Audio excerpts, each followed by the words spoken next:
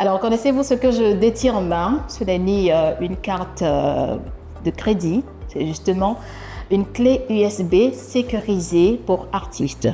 Évidemment, ils sont stockés des chansons. C'est une invention qui date de belle lurette, cool, n'est-ce pas? Et en Côte d'Ivoire, c'est une innovation de Charles Nguesson, un Ivoirien très résilient et qui a de la suite dans les idées. Son objectif est de lutter significativement contre la piraterie qui connaît une ascendance fulgurante en Côte d'Ivoire et même dans la sous-région. Charles Nguesson est fondateur de la start-up Cité Group et avec lui, nous découvrirons un parcours atypique, palpitant et surtout motivant. Et c'est dans Porte Entrepreneur. Bienvenue.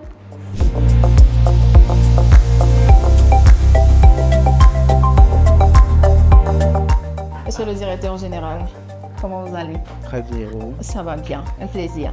Je peux? Oui, merci. Merci.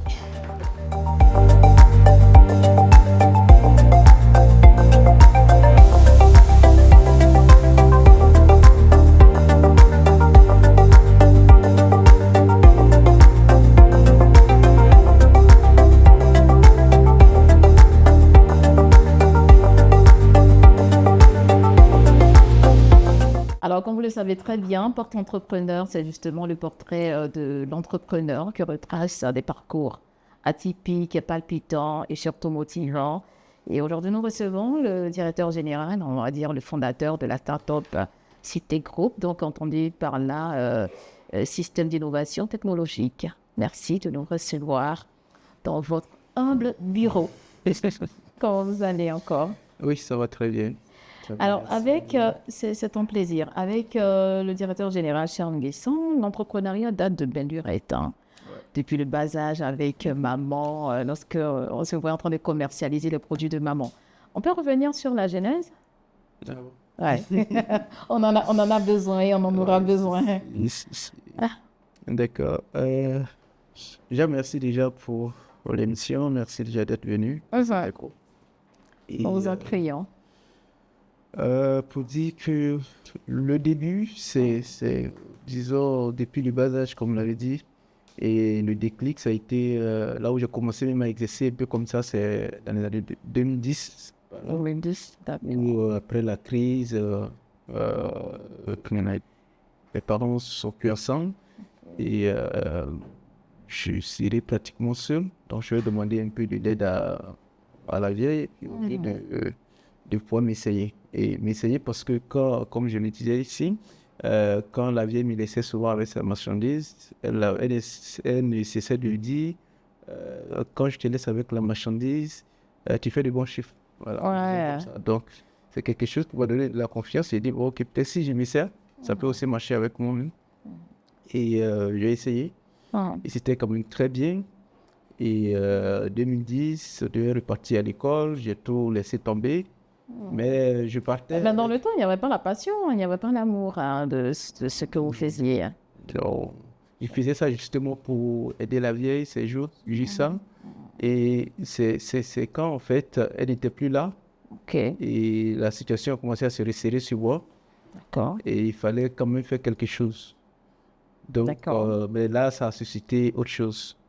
Ça a suscité autre chose parce que je partais certes à l'école. Mais j'avais maintenant en tête de devenir entrepreneur, de devenir homme d'affaires, parce que je n'avais pas le mot entrepreneur et tout. Dans ma tête, c'était de devenir un homme d'affaires. Parce que dans le temps, tout allait bien, en fait. Oui. Vous faisiez un chiffre d'affaires assez important. C'est ça, assez intéressant quand vous vendiez, en fait, les produits de maman. Oh oui, si. Parce que c'était quand même bien, parce que la vieille, bon, actuellement, on était quand même bien avec elle, puisqu'elle assurait pratiquement tout. Et on n'était pas riche, mais ça allait, minimum, en fait. Oui, ça allait. Donc, ça faisait que, voilà, on était là à côté. Quand je ne suis pas à l'école, oui, je ne suis pas trop occupé. Je suis là, j'assure la vente. Si elle n'est pas là, j'assure les ventes. Et là, c'était au lycée, hein? Là, j'étais encore au lycée. D'accord. Voilà, donc, après, quand on finit tout ça, tout cet épisode, et qu'on rentre, après le bac, on rentre à l'INPHP et cette flamme-là était toujours morte de pouvoir donc créer. En fait, avant de continuer, je me demande si dans le temps,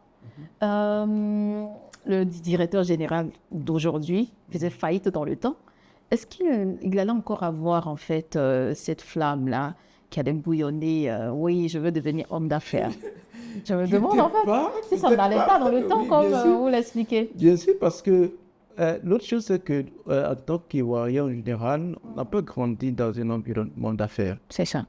On a tous, tout ce qu'on nous disait, va à l'école, travaille bien et tu vas devenir quelqu'un demain. Donc, en gros, moi, quand je vois ça, je vois qu'en dehors de ce qui est classique, on peut trouver de l'argent ailleurs. Tu vois? Donc, je me dis, OK, pourquoi me fatiguer, forcément aller passer concours? Avec la petite échelle, moi, ce que j'ai vu, et si j'arrive à bien faire, et mon modèle, c'était un Sican. OK. Le fondateur de ITB, parce que c'est lui que je connaissais en tant qu'entrepreneur qui a des entreprises formelles ici. À l'époque, quand on est à Béomi en tant que Baouli, voilà, il était notre référence. Moi, je me suis dit, OK, si lui, il a pu le faire, c'est que moi aussi, je vais avoir une entreprise comme lui. Et voilà, pour pouvoir donc aider aussi mes frères et tout, créer de l'emploi, tout ça. Donc, c'était vraiment ma propre motivation. Donc, après, il vous a motivé, on va dire, donc, il vous a inspiré. Donc, vous rentrez à l'INPHB. Oui. Et vous décidez, justement, avec l'esprit d'un entrepreneur, un homme d'affaires. La suite, c'est quoi? Oui, j'essaie de réunir des amis pour dire, OK, créons notre propre entreprise. OK. Ça sera que des politiques, on va faire cartonner des choses. On va changer les choses. Voilà, c'est ce que je leur disais. Donc, vous avez pris le devant, en fait, des choses. OK. Et on a commencé à réfléchir sur quel projet développer. On a proposé maintenant, comme je l'ai dit, UTNP. C'était donc de développer des logiciels pour les entreprises et aussi permettre aussi à d'autres étudiants de pouvoir avoir accès aux logiciels métiers afin qu'ils, quand ils sortent, ne soient pas dépaysés. On a commencé à travailler sur le projet jusqu'à ce que le destin me ramène dans l'industrie culturelle. Voilà. D'accord, le destin. Donc, c'était en 2016, Oui, c'est ça. pendant que vous travaillez pour une entreprise de la place, vous faites approcher par un artiste, donc on va dire un centre, qui demande que vous soyez son manager. C'est ça. Dans la procédure, vous rencontrez des difficultés, et c'est là qu'est parti le déclic. On revient là-dessus? Exactement. Et en 2016, pendant que je travaillais, on était à l'église, après donc, le culte. Donc, il y avait une chante qui était venue la chanter, ça m'a tellement touché. Donc, et heureusement, après le culte, il est venu il m'a approché, il m'a dit Charles, je veux que tu sois mon manager, parce qu'on lui avait déjà parlé un peu de moi aussi. Donc, je lui ai dit OK, il n'y a pas de problème. Donc, moi, je t'admire déjà, donc allons-y. OK. Donc, on engage la procédure et on voit son producteur, on fait les albums et tout, mais il y a eu beaucoup de difficultés. À écouler, quand on partait pour des événements, il fallait pour transférer sans CD, c'était quand même compliqué. Et c'est de là que j'ai commencé à réfléchir. Parce qu'on ne peut pas trouver déjà une alternative. Parce que j'ai commencé à réfléchir. J'ai commencé à mener des recherches. Quand on prend déjà de 1878 jusqu'à 2016, il y a eu pratiquement 5 inventions en termes de support phonographique. Donc, on avait déjà les CD d'Edison. Après, on est tombé sur des vinyles. Bon, on a pas mal de versions. Après, on a eu des cassettes à vendre, les CD et qu'on sort. Mais en fait, la remarque, c'est que chaque époque, il y avait donc des lecteurs disponibles. C'est ça. Donc, à notre époque, on avait les USB paraissent normalement de façon plus exponentielle ici, dans les années 2010. Et de façon progressive, on a la disparition des lecteurs CD. Donc, laissant place au lecteur USB. Donc, tout de suite, pourquoi ne pas véritablement adapter ça? Parce que la problématique que nous avons, ce n'est pas la même problématique qu'en Occident ou dans d'autres pays. Ils étaient plus en avant par rapport donc, à tout ce qui est de faute en ligne, de streaming. Et aussi, ils ont insisté beaucoup plus adapté à l'accès à l'Internet. Donc, assez rapidement, ils sont passés des CD directement au streaming. Et en même temps, il y a des conservateurs qui trouvent des lignes, même des CD. Et derrière, ce qu'on fait, c'est on se dit, mais sinon, si on n'a pas trouvé un moyen de pallier ce gap, ça va encore mener des artistes à un autre chaos pour notre industrie. Parce que à l'époque, quand vous prenez en Côte d'Ivoire, la Côte d'Ivoire produisait pratiquement 10 millions de CD chaque année. Et c'est seulement 2,5 qui étaient originaux.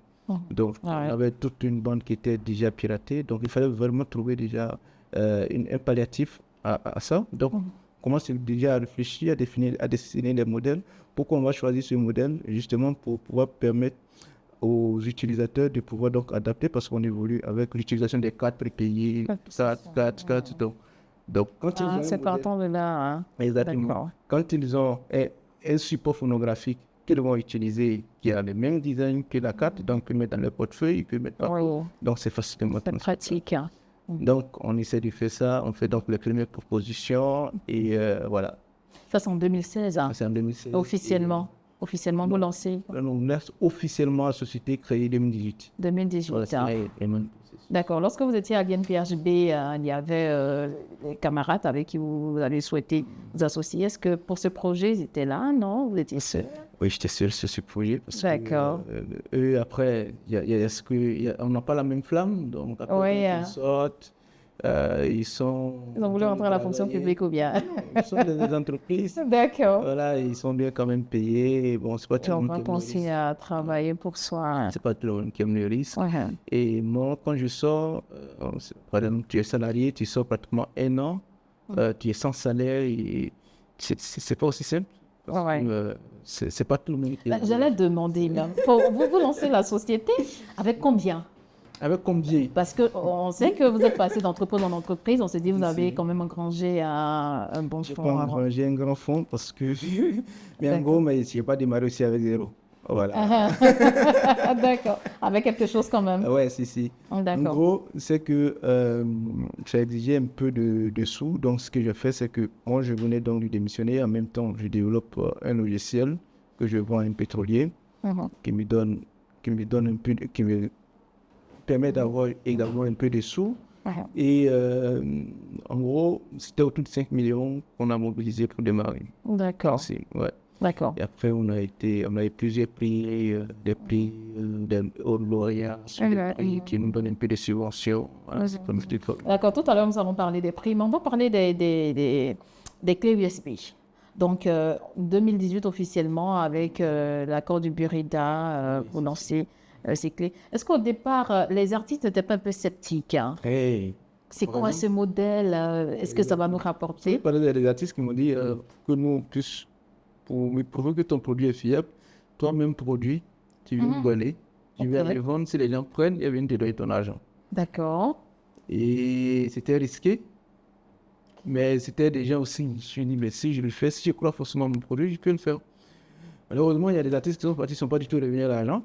Il y en a qui sont revenus avec l'argent, qui sont devenus des partenaires fiables.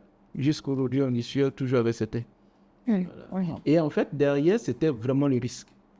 Parce que quand tu crois vraiment en ton projet, il faut être capable de prendre le risque. Parce que moi, quand je le faisais, je dis, mais c'était une manière pour moi de pouvoir... quand on lance un projet au départ, on ne cherche pas d'abord à faire de l'argent. On cherche d'abord à faire prouver le produit. D'accord. Et une fois que le produit a fait ses preuves, tu peux vraiment faire de l'argent. Il y a des prix auxquels j'ai fait même à certains artistes, juste pour pouvoir avoir un peu de sous pour pouvoir produire les supports.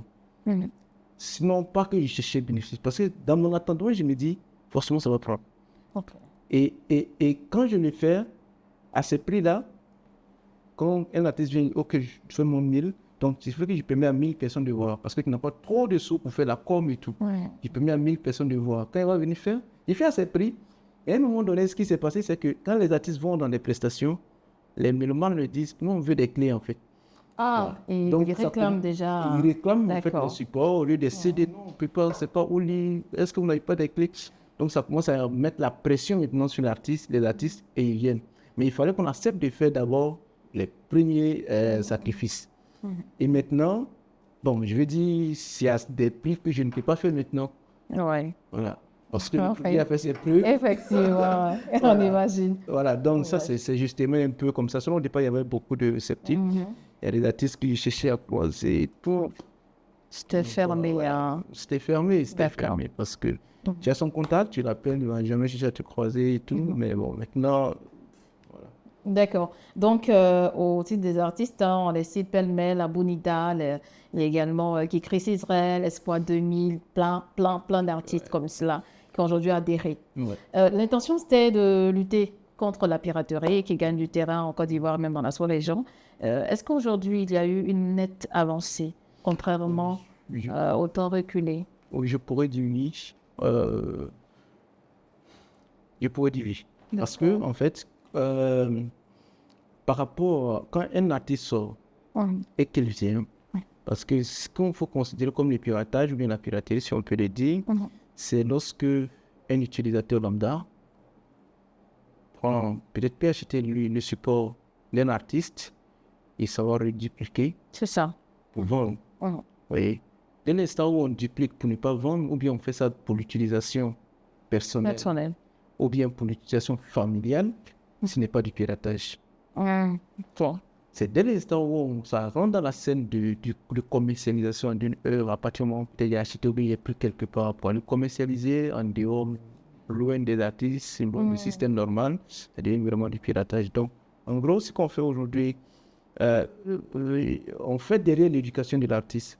Parce que pour que, avec les réseaux, avec l'Internet qui est là, quand un artiste sort, on lui dit, OK, pour que tu puisses optimiser ta vente, nous, on te demande simplement, par exemple, tu sors aujourd'hui, tu as 2 semaines pour vendre des supports sécurité. OK. Tu rentabilises, après tu peux mettre sur YouTube et tout. Parce que, en gros, ces plateformes-là, l'exploitation n'est pas comme en Europe, où tu ne peux pas télécharger une œuvre comme ça gratuitement. Par contre, ici, ils ne sont pas monétisables ici, donc ils laissent les gens télécharger n'importe comment. Donc, avant que l'artiste ne sorte, premièrement, l'artiste constitue lui-même l'acteur principal du piratage, parce que si l'artiste n'a pas suivi le conseil qu'on lui donne et qu'avant de sortir, il a déjà mis sur YouTube avoir des brochures, quelle que soit la protection que vous faites sur la carte, bon, les gens ont déjà assez, ils peuvent faire de ça ce qu'ils veulent. Donc, à quoi bon de se procurer Exactement. Par contre, ce qui est intéressant, c'est que si l'artiste arrive à vendre ses supports physiques, il rentabilise le maximum possible son œuvre. En général, tout le monde, on parle de piratage, mais tout le monde est obligé de piratage. Parce que là, par exemple, vous pouvez faire un événement, vous ne savez même pas qui est. Quelqu'un vous dit, OK, il y a chanson de tel artiste sur ma clé. Vous allez mettre ça là, vous allez commencer à jouer sans toutefois demander l'autorisation. À la rigueur, même les gens ne vont même pas payer, même Bulida, pour que le Bulida puisse verser quelque chose pour l'événement. Donc, tout le monde parle du piratage, tout le monde est objet donc du piratage. Donc, ce qu'on fait, c'est qu'on permet aujourd'hui aux artistes, avec leurs proches, de vendre le plus possible avec les supports sécurisés. Parce que là, ça leur permet d'avoir plus de 1000% de leur investissement sur une clé. Donc, ça leur permet directement d'optimiser déjà la vente. Et après, tout le reste, c'est le streaming et puis le reste, ça se voit. Voilà, donc, aujourd'hui, ça va faire en 2024, on doit faire en 2024, ça va faire plus de 700 000 cartes qu'on a mis en circulation. D'accord.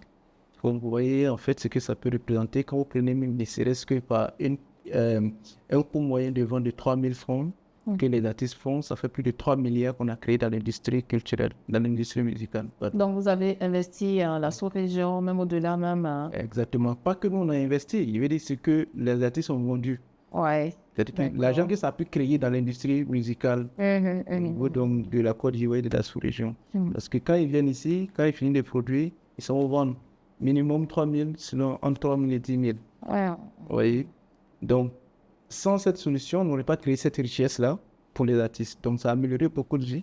Ça a aidé beaucoup d'artistes à pouvoir donc gérer beaucoup de choses. Prenez quand même de l'artiste Apucho, il finit. Voilà, il produit 1000, il vend 1000 même en espace d'une semaine ou 2 semaines. Et lui, il vend à 10 000. Il y a de l'argent à gagner quand même. Voilà, donc, en gros, c'est ce qui est là. Donc, on peut dire que pour la question, oui, on contribue à l'amélioration du cadre de vie des artistes. Et ça optimise les ventes, ça leur permet d'avoir plus de revenus. Et en termes de piratage, ça dépend maintenant de l'artiste, de ce qu'il vise et de qu'est-ce qu'il veut. Parce que le piratage, il y a des artistes qui disent, moi je veux que mes œuvres soient comme ça, pour qu'on m'écoute et que je sois connu comme vite. D'accord, donc pour la clé, tellement sécurisée qu'il n'y a pas la possibilité de recopier, de formater, pas du tout. Et vous avez dit, pendant qu'on échangeait en aparté, que ça dépendait de l'artiste, s'il veut sécuriser ou pas. Justement. D'accord. Alors, question, on continue donc notre échange. C'est vrai que la cible, ce sont les artistes chanteurs. il y a également des écrivains. Et c'est Comment ça se passe avec eux? les auteurs et les acteurs. Oui, effectivement, les Voilà, acteurs. les acteurs, voilà, Uh-huh. Ça, c'est différent en fait de ça, hein. Ah oui, ça c'est différent. D'accord. Ça, c'est les derniers modèles qui sont lisibles directement sur Téléphone? téléphone, Uh-huh. lecteur USB aussi. Ok, mais ça ne passe pas sur les ordinateurs, hein. Bien sûr. Ok. Voilà, c'est voilà les volets ordinateurs. Ouais. Ah, super. Et quelle est la dernière invention de l'entreprise? Ce que nous faisons en ce moment, c'est de pouvoir embrasser la 100% digitalisation, Mhm. mais qui est adaptée vraiment à notre réalité. Ok. Pour pallier vraiment deux problématiques. La problématique de monétisation, de la sous-monétisation des œuvres sur Internet de nos artistes, et briser aussi les barrières de langage en termes d'écoute de la musique. Donc, on développe aujourd'hui une plateforme et c'est donc une application mobile et web et qui permet naturellement de streamer en monnaie locale et de streamer et monétiser en monnaie locale. Et ça permet également bon, j'ai pas trop envie de Non, parler pas parce que du là, tout, hein. on n'a Pas pas du encore tout. lancé. Oui, et puis, effectivement, lancement, donc- on en saura donc, plus, en hein. gros, voilà, en gros, on travaille vraiment sur des modèles un peu plus avancés pour D'accord. vraiment réduire, pour optimiser, je veux dire, la rentabilité des œuvres. Vous savez, par exemple, en 2023, l'industrie, le streaming a généré plus de environ 120 millions de dollars en Afrique subsaharienne. Mais sur ça, on a seulement 1% qui a été retourné aux acteurs, je veux dire aux acteurs locaux.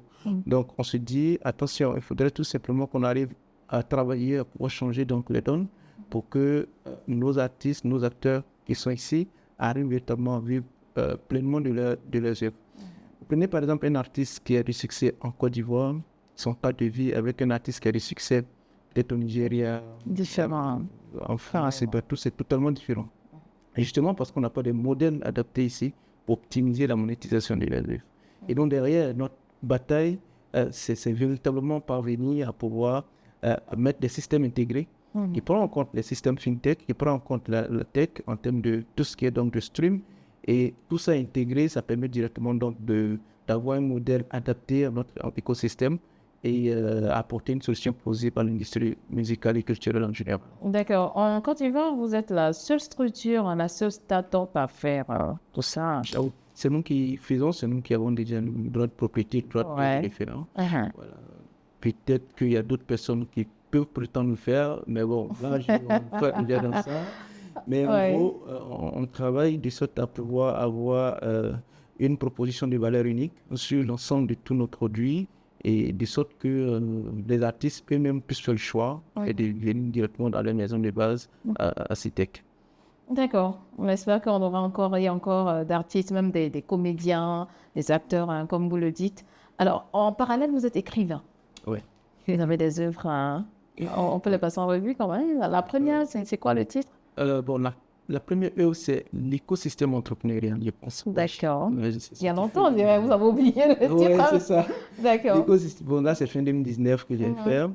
L'écosystème entrepreneurial, parce que pourquoi je le fais? Quand on se lance en entreprise, en général, on ignore l'environnement dans lequel on évolue.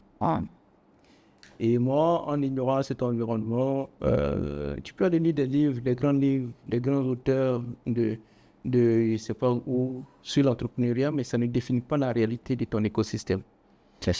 Et pour que je puisse mieux comprendre cet écosystème, je me suis dit, bon, ok, il faut que je fasse un exercice d'écrire un livre. En écrivant le livre, c'est en même temps une étude pour moi, parce que je vais découvrir beaucoup de choses, j'ai fait des investigations, j'ai fait des recherches, je vais lire beaucoup, pour pouvoir donc faire sortir ce livre. Donc, en gros, j'ai vu vraiment la différence, parce que avant que je me lance, j'ai fait beaucoup d'actions, je partais voir tel banque et tout. Mais après le livre, je me rends compte que, attention, quand tu es une start-up, tu ne peux pas tout de suite t'adresser aux banques locales. Donc, parce qu'il y a tout un environnement à prendre en compte, il y a beaucoup de choses qu'il faut prendre en compte. Donc, derrière, ça permet aussi de comprendre, le livre m'a permis de comprendre en fait la trajectoire économique de la Côte d'Ivoire et de savoir qu'en fait, les différentes mentalités que nous pouvons avoir comment est-ce que les gens perçoivent les entrepreneurs, le paysage même des PME, les différentes institutions en place. Donc, ce livre m'a permis de pouvoir comprendre tout ça et ça a permis d'optimiser mes différentes stratégies de sorte que après la crise de 2020, la crise Covid-19, on avait toutes les chances d'abandonner. Parce que il n'y a plus d'artistes, il n'y a plus de spectacles, il n'y a plus rien. Donc, on était vraiment fragilisé. Mais on est resté. J'ai renvoyé tout le monde. Je travaillais seul de mars à novembre. Et j'ai mis l'entreprise en veille jusqu'à cette date. Après, j'ai commencé à recruter. Mais je vous assure qu'en 2021, on a fait une croissance de plus de 200%. En 2022, c'était plus de 100%. En 2023, c'était pareil. Donc, je veux dire, quand on connaît mieux l'environnement dans lequel on entreprend, on sait où on pose des pas. Et après, j'étais avec Abou Nidal, je me suis dit, OK, tu fais bien ton événement Waratou, il faut que j'écrive un livre pour motiver tes étudiants, tes élèves que tu... Vous avez écrit également. C'est là que j'ai écrit mon CGV de premier de classe. Premier de classe. C'était juste un ouvrage où je partage aussi mon expérience et j'essaie de... Parce que vous étiez premier également à l'école. Oui, et j'essaie de motiver justement les étudiants, les élèves, et leur donner aussi une orientation pour dire que ce n'est pas forcément la fonction publique, tu peux être un brillant et développer une entreprise qui peut réussir. Et voilà, on leur donne en fait un peu quelques orientations sur l'entrepreneuriat. Et on partage aussi dans le livre, je partage souvent des données parce que moi, par exemple, c'est moi, j'ai besoin de moyenne en physique, en mathématiques, et c'est comme ça, j'ai fait CRC et tout ça. Je partage tout ça dedans. Et après, ce que je suis en train de travailler, c'est que je reviens encore sur l'entrepreneuriat parce que je me suis dit, j'ai écrit l'écosystème entrepreneurial, j'ai donné en fait les points positifs, les points négatifs, et décrit l'environnement entrepreneurial. Il faut maintenant que j'écrive avec la peur d'entreprendre et entreprendre intelligemment. Et cela, en fait, va dire, OK, c'est vrai que l'environnement que nous avons n'est pas assez n'est pas assez propice pour le développement de l'entrepreneuriat. Ici, et en gros, on peut réussir dedans. Parce que si l'environnement n'est pas assez propice, ça veut dire que le succès entrepreneurial devient un acte héroïque. Et c'est quoi la peur? Qu'est-ce qui fait qu'on n'arrive pas à se lancer? Donc, je définis en fait le sentiment de la peur en fonction de quelques petites expériences que j'ai. Donc, tout est consigné dans le livre. Oui, exactement. D'accord. Et quelles sont les bases indispensables pour le succès d'une entreprise pour que, en tant que jeune entrepreneur, tu ne puisses pas dire, OK, aujourd'hui, je commence à faire un chiffre d'affaires de 100 millions, donc tu es arrivé, et tu penses que le monde s'arrête là. Non. En fait, en général, ce que je dis, c'est que construire une entreprise, il faut avoir en tête de construire un système. Et un système qui peut exister, même quand toi, tu n'es pas là, qui ne dépend pas forcément de moi, ma personne, ou de toi, tout ça, mais il met en place un système et qui peut pouvoir dire, OK, quand on fait la projection sur 100 ans, ce système peut fonctionner, mais avec l'ensemble des différents systèmes d'information que je mets en place, ça peut permettre à une amélioration nette. Et je dis aussi qu'un produit, le succès d'une entreprise ne repose pas sur un produit. Le succès d'une entreprise repose sur son why. En général, le why d'une entreprise, c'est, quand vous avez déjà le cercle, il y a le why, le how, puis le what. Donc, le why, c'est en fait l'élément indispensable. Ce n'est ni la vision, ce n'est ni la mission, ce n'est ni les objectifs, et tout ça, mais c'est en fait l'essence qui fait que la personne qui veut créer une entreprise, qu'est-ce qu'il veut laisser sur la terre pour partir. De sorte que cette essence-là puisse favoriser l'adaptabilité de l'entrepreneur. Ça veut dire aujourd'hui, si on dit, OK, en Côte d'Ivoire, on vote une loi, on ne vend plus de support physique, si tel groupe va toujours exister à cause de son why. Parce qu'on est capable donc de réinventer la roue. Nous adapter en fait. Nous adapter. J'aime beaucoup la citation de Charles Darwin qui dit, les plus intelligentes, ce ne sont pas des personnes qui résolvent des problèmes complexes, mais en fait des personnes capables de s'adapter au changement de leur environnement. Le méthode cours magistral, hein. Ouais. On va avoir des lecteurs. En gros, c'est ce que j'essaie de partager en fait dans l'entrepreneuriat intelligent. D'accord. Il y a pas mal de petits théorèmes que j'essaie de développer propres à moi, des principes que je développe proprement moi et que j'applique, ça marche. Et je me dis, si on partage ça avec certains entrepreneurs, ça peut également leur permettre de pouvoir... D'accord. Donc, au total, vous avez combien d'ouvrages? Ça fera trois semaines. Trois, et vous comptez en faire sortir également d'autres? Parce que moi, dans mon plan de carrière, à partir de 45 ans, je vais me consacrer à la recherche. à l'édition du livre et à faire ça. Là, je veux vraiment me consacrer à ça. C'est D'accord. quelque chose que j'aime bien. En fait. Donc, à 45 ans, on viendra vous interviewer également. Merci bien. Notre interview, on va dire, commence à s'achever dans quelques minutes. Mais en tant que... On a vraiment pris goût lorsque vous étiez en train de déployer le cours magistral pour nous, les entrepreneurs ou les futurs entrepreneurs. Alors, vous avez donné un conseil, c'est vrai, dans votre parcours, vous avez rencontré d'énormes difficultés. Vous étiez en voie de lâcher prise. Vous êtes relevé après la COVID-19. Aujourd'hui, vous êtes ce que vous êtes. Vous avez fondé cette si grande entreprise. Quel conseil pour tous ces entrepreneurs qui sont en voie d'abdiquer? On va regarder la caméra et en 30 secondes. L'entrepreneuriat ne sera jamais facile pour quiconque. Voilà. Et tous ceux qui ont réussi en entreprise ou en entrepreneuriat, ils n'ont jamais eu un parcours facile. En général, même ce que je fais, c'est que quand je rencontre des difficultés, je pars, par exemple, regarder. J'ai l'histoire de tous les titans de la tech et tous ceux qui ont fait tout ça. Donc, quand il y a des difficultés, je pars regarder leur histoire, comment est-ce qu'ils ont su se relever. Est-ce que c'est moi seul qui rencontre ces difficultés-là? Non, si tu n'es pas le seul. Donc, c'est pour dire que vous êtes à votre source. Et ça fait partie du parcours d'entrepreneur. Et l'engagement d'entreprendre, c'est l'un des meilleurs engagements. L'un des meilleurs engagements qu'on peut prendre pour pouvoir donc vraiment s'accomplir. Et l'autre chose, c'est de dire, vous allez avoir du succès, mais tout dépend de votre capacité de résilience. Voilà. Le succès, ça va venir, c'est une question de temps. Les éléments qu'on doit avoir, comment est-ce qu'on améliore quotidiennement notre processus? Comment est-ce qu'on essaie de travailler sur nous-mêmes? Comment est-ce qu'on ne rejette pas la faute sur les autres? Et qu'on se dit, oui, c'est notre faute aussi. Comment est-ce qu'on arrive à manager nous-mêmes, nos équipes? Parce que nous-mêmes, on accepte d'être formés, on accepte de pouvoir poursuivre nos formations, de faire des certifications. Le diplôme, mon dernier MBA, je l'ai soutenu en novembre passé. Super, avec la formation, c'est voilà. Voilà, donc j'ai pas mal de certifications et je continue comme ça. Voilà, donc je peux dire que c'est possible. L'entrepreneuriat aujourd'hui, c'est pas aussi facile. Et si nous croyons, si vous croyez, ils pourront facilement arriver avec détermination. Nous, on n'est même pas encore arrivé. Je dis souvent à mes équipes ici, on va à un certain niveau, on ne veut pas prendre l'ascenseur, mais on veut juste, on est peut-être au niveau 1 de notre escalier. Parce que là où on s'en va, c'est encore plus grand. Et là, je considère qu'on est vraiment encore au bas de l'échelle. Et je pense que déjà, si on est aussi arrivé là, c'est à cause de toutes ces valeurs-là que je suis en train de partager. Donc, je demande, le conseil que je peux donner, c'est que on puisse rester déterminé, résilient et croire vraiment à ce qu'on fait. Et surtout mettre Dieu au devant de tout. Ouais, nous aussi, on sait, M. Charles Nguessan, très croyant.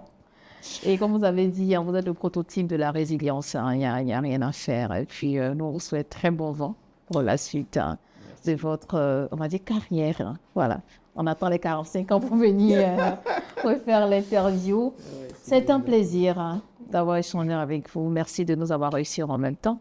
Merci. Et puis, c'est ici, chers téléspectateurs, que nous allons nous dire au revoir. J'espère que vous avez pris plaisir à suivre cette émission instructive, comme on l'a dit. Parcours palpitant, atypique, surtout motivant. C'est un porte-entrepreneur. Portez-vous bien et à très bientôt. Bye bye.